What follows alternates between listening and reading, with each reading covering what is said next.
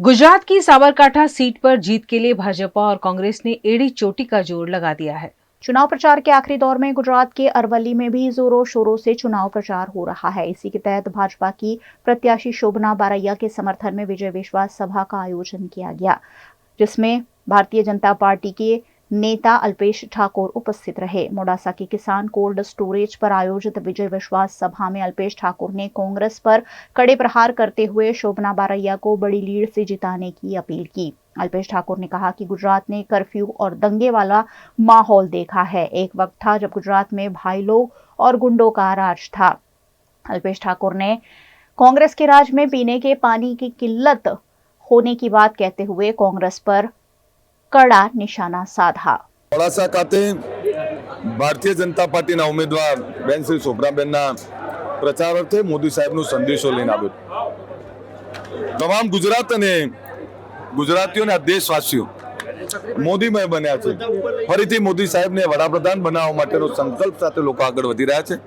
ત્યારે મોડાસામાં અમારા રાજ્ય કક્ષાના મંત્રી શ્રી ભીખુસિંહની અધ્યક્ષતામાં આ એક સંમેલન અમારું થયું છે અને ભારતીય જનતા પાર્ટીનો ઉમેદવાર મોટી લીડથી જીતે એની અપીલ કરવા માટે આવ્યો છું અને લોકોમાં અનેરો ઉત્સાહ જોઈ રહ્યો છું।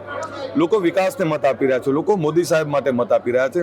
ત્યારે મને સંપૂર્ણ શ્રદ્ધા છે લોકો ઉપર, લોકો ખૂબ મોટું જંગી મતદાન કરશે અને તમામ પ્રકારનું મતદાન એ ભારતીય જનતા પાર્ટીના ઉમેદવાર એ શોભનાબેને જીતાડવા માટેનું હશે। वहीं अरवली में कांग्रेस पार्टी द्वारा भी चुनाव प्रचार को तेजी दे दी गई है। अरवली जिले के मध्यस्थ कांग्रेस कार्यालय से मतदान बूथ मैनेजमेंट को लेकर उत्तर जोन प्रवक्ता का निवेदन सामने आया है। साबरकांठा अरवली लोकसभा बैठक पर चुनाव का माहौल जमा हुआ है। इसी बीच कार्यकर्ताओं को अपने अपने दलों को जिताने के लिए मेहनत करने का आह्वान किया जा रहा है। इसी के तहत उत्तर जोन कांग्रेस के प्रवक्ता जयदीप सिंह पुवार अरवली आए और यहाँ कांग्रेस का प्रत्याशी जीतने की उम्मीद उन्होंने जताई है। आप જોઈ રહ્યા છો તેમ ચૂંટણી પૂરજોશમાં એનો રંગ જમાવી ચૂકી છે।